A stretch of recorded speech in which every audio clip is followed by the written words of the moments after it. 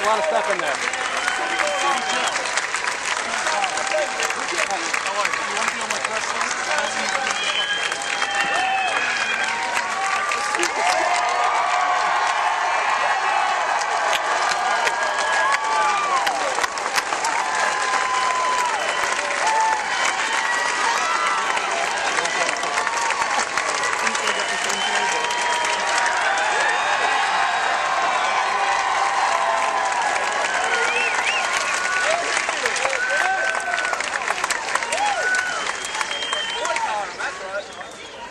Are y'all ready to win a big race? Yeah. Are y'all ready to beat back the politics of fear, ignorance, and intolerance? I want to take a moment here to thank all of those who have spoken before me. I also want to thank Daniel Mangiardo for coming up here on stage and delivering some remarks. That's right. You know, someone asked me one time, what was that primary like? And at the end of that primary, I compared it to the end of that movie, Rocky. If you recall, Apollo and Rocky fall into each other, and one says, there ain't going to be no more rematches, and the other says, don't want one. But if you remember in the sequel, they got together and they won some big victories, and that's what Daniel Mangiardo's doing for me, and I'm going to do for him in the future. And thank you, Daniel Mangiardo, for being here today.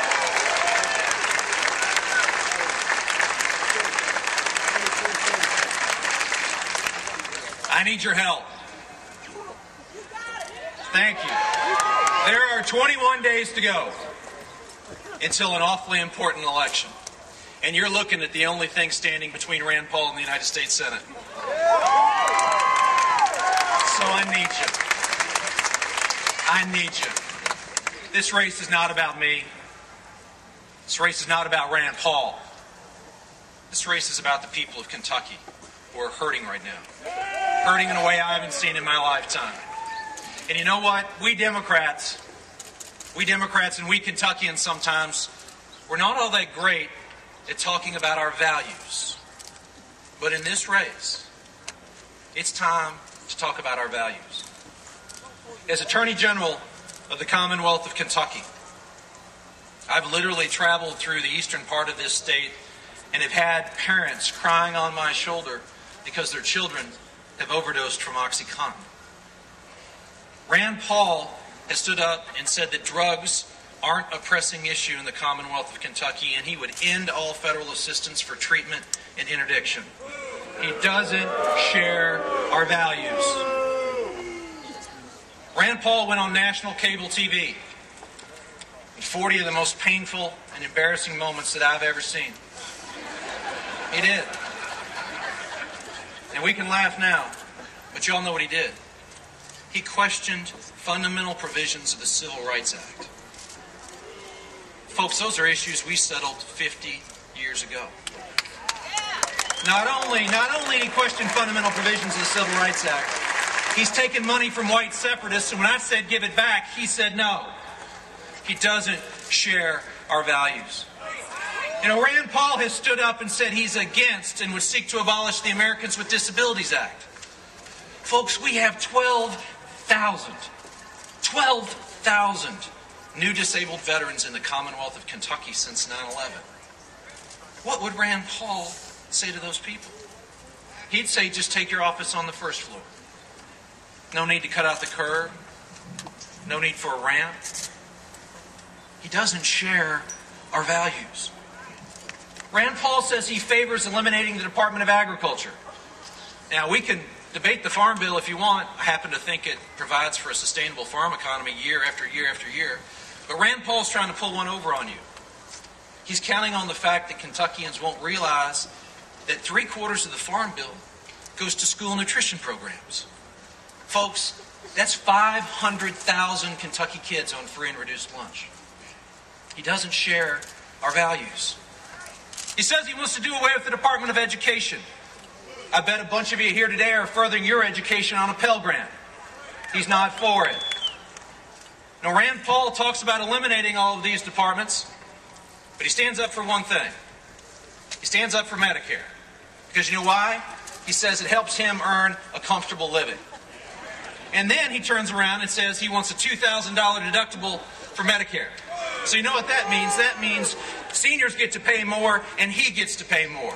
And when it comes to Social Security, he's called it a Ponzi scheme that ought to be privatized. Those aren't our values. And you're looking at a United States Senator who will stand up for students, who will stand up for the elderly, and stand up for the people who need standing up for.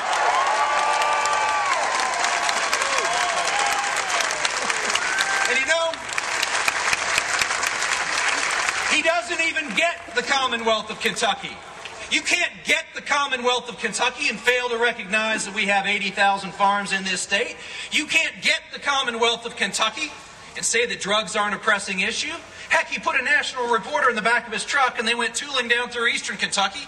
And the reporter asked him about the history of Harlan.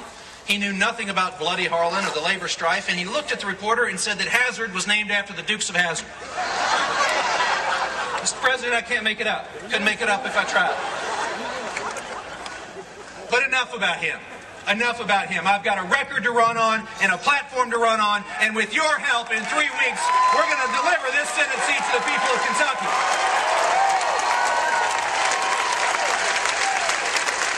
Since